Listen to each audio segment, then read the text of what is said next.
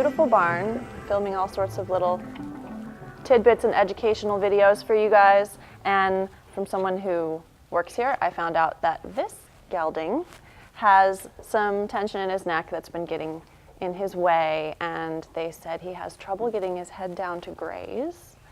And of course, since the reason I do all this stuff is I love to help horses, help them feel better, help them perform better, I thought I'd take a look at him.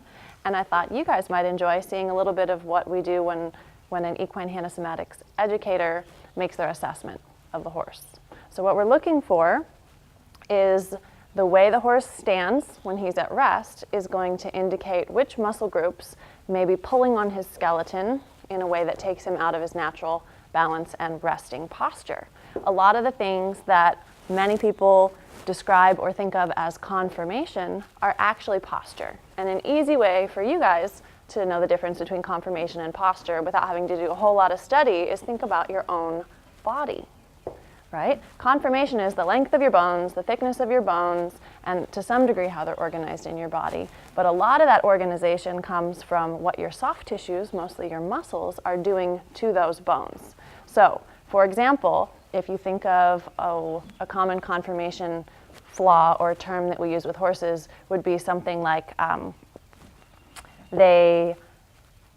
maybe it's easier with people, but a horse can be toed out, right?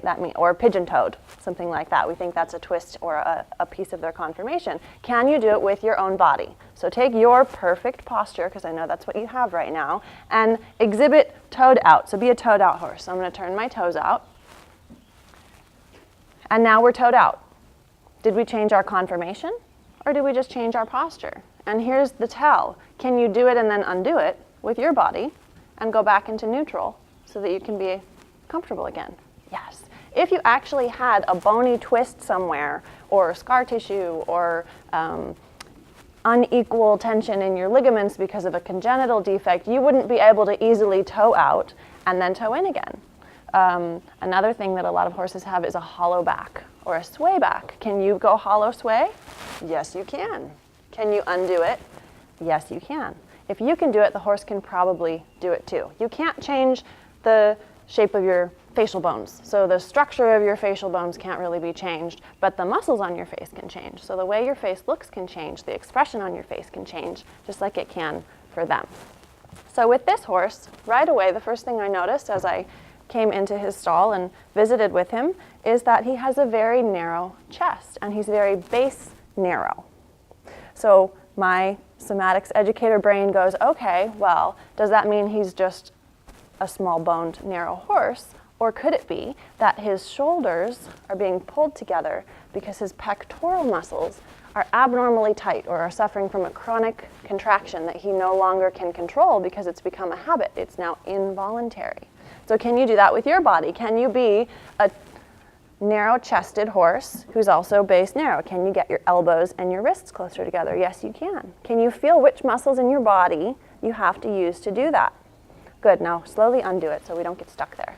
Because that thing that moms say about don't hold your face in that expression because it might get stuck there, that's actually kind of possible. So don't do it. Those muscles that we use to mimic that position or posture, it's very likely that this horse is experiencing chronic contraction in those muscles. So that's what we're doing when we're doing our visual assessment, when we watch a horse move, and then when we actually go in and touch the horse softly to do our palpation assessment before we begin an equine hanosomatics session. We want to know which muscles are the ones that are exhibiting this chronic tightness that he can't let go of to make himself feel better. And we can see those by the way his bones are organized when he's standing here at rest. Can you guys see this? His front feet are quite close together. His pectoral muscles are pulling his shoulders and his legs closer together. And just by doing that, it causes all sorts of other stresses and tensions in his body. Once I know that as I begin my equine hanosomatics protocol, where I'm going to ask him to do various things with his limbs and with his neck, I know which direction to go in to help him build awareness about these tight pectoral muscles. I want him to find them, develop more of a connection, a mind-body connection, a neuromuscular connection, so that he can feel what's going on in there, and then he can actually do something about it. And that's the kind of thing that we're doing with our assessment. It helps us know which order to do what once we begin our equine hanosomatics session.